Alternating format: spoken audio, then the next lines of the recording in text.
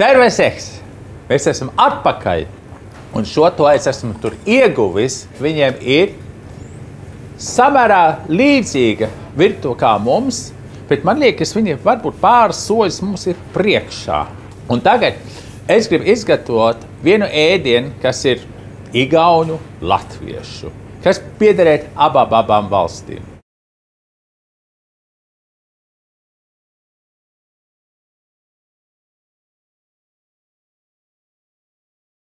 Mums visiem ir sava rupmaize, kartupeļi, sīpoli, kūpināta gaļa, pelēkie zirņi un kaņepes.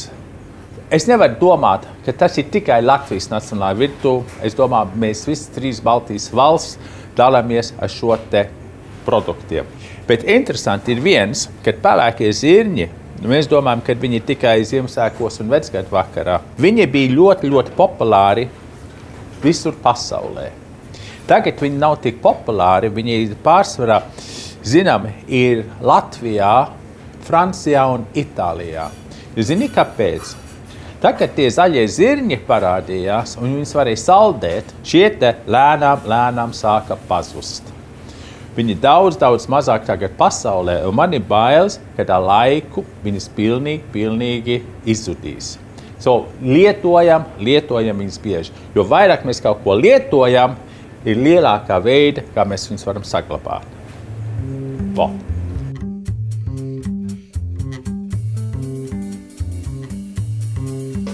Un pirmais, kas ir vajadzīgs, ir milti. Un te man ir rudzu mīkla. Es tagad taisīšu plātsmaizi, es netaisīšu rupmaizi, es taisīšu ļoti plānu plātsmaizi. Rudzu milti arī kaut kas mums ir jāizsargā, kas arī lēnām sāk pazust, jo pārsvarā tagad pāriet visus kvieša miltiem. Kvieša milti nav tik veselīgi, rudzu milti ir ļoti veselīgi. Tā, tagad es gribu viņu vēl plānāk, es uzlikšu tagad uz pergamenta, man būs vieglāk ar viņu strādāt. Voilà, pārlieku te. Un es turpinu viņu rullēt plānāk.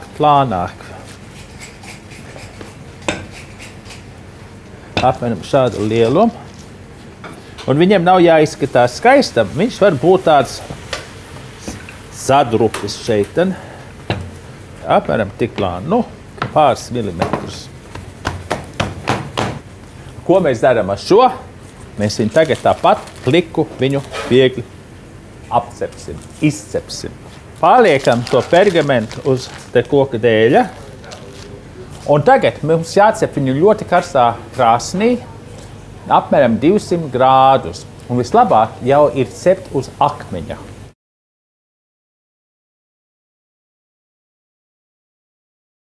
Ielaižu to mīklu pašā krāsnī un voilà.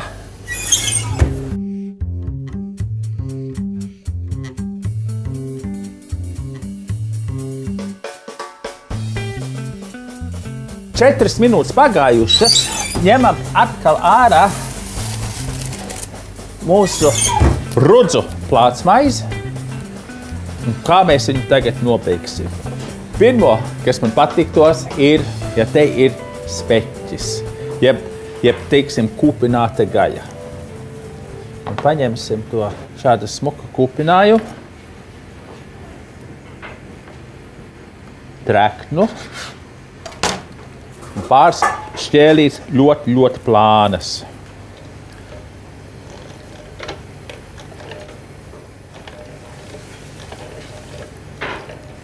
Voilà, tā mums ir gaļa tagad sagriezt. Smuki plānu šķēles.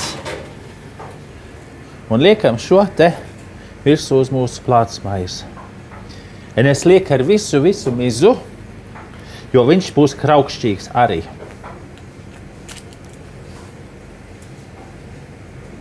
Tā. Nākamo. Te man jau sagriez plāni kartupeļu šķēles, arī ar to pašu agregātu.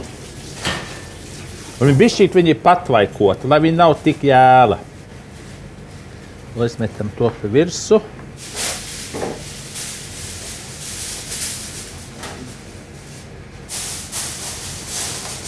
Voilà. Un te, kas man trūks, ir pelēkie zirņi. Un te man jau novārīti daži pelēkie zirņi. Tos es bišķītā saspaidīšu spiesti.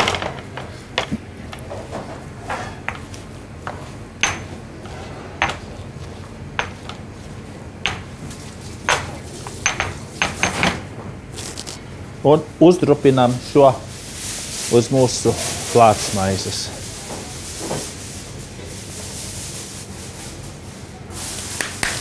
Speķis bez sīpoliem, tas nav iedomājams, tad piegriezīsim te vēl kādu plānu šķēles sīpolu.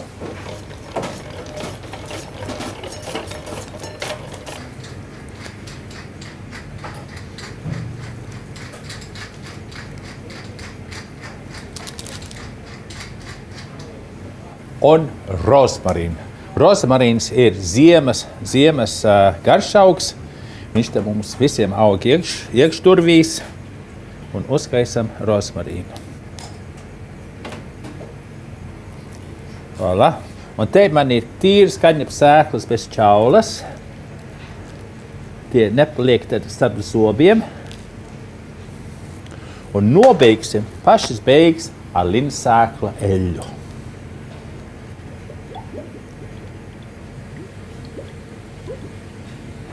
Voilà. Tagad šo atpakaļ cepišu krāsnī tikai pāris minūtes, jo ko es gribu? Es tikai gribu, lai tie tauki no tā speķa, no tā caurauda bišķīt izkūsta. Voilà.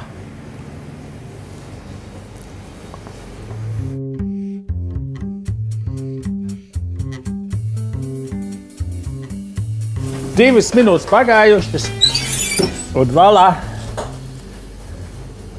Vau, es teikšu, varbūt šī bijusi pirmā oriģinālā Latvijas pica, pat pirms itāļi to izgudroja. Un es teikšu, tik smaržīgs, tik aromātisks. Pēter, no nē, mana dāvana no Latvijas, priekš tevis Igaunijai. Kraukšķīgā rudzu pica. Rudzu miltu mīkla, kūpināta cūkas krūtiņa, viegli tvaicētu kartupeļu šķēles, vārīti pelēkie zirņi, sīpoli, rozmarīns, attīrītas kaņepju sēklas, linsēklu eļļa. Kāds asprātis kraukšķīgo rudzu picu noteikti varētu pārdēvēt par plāno rudzu picu, un ne bez iemesla, jo visām sastāvdaļām jābūt pēc iespējas plānākām. Tātad izrulējam plānu rudzu miltu pamatni, liekam virsū plāni sagrieztu krūtiņu, tam seko plānie kartupeļi, tikpat plāni sīpoli, tad viss pārējais un krāsnī iekšā. Runājot tieši, 1, 2, gatavs.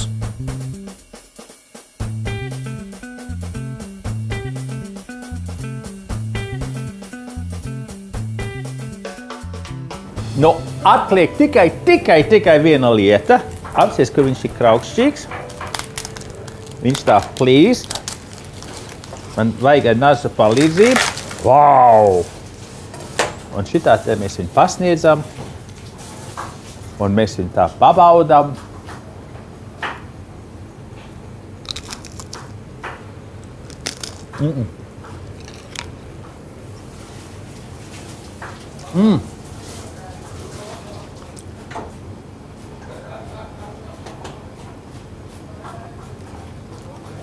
Zini, es nevaru iedomāties, kas var būt labāks par šo.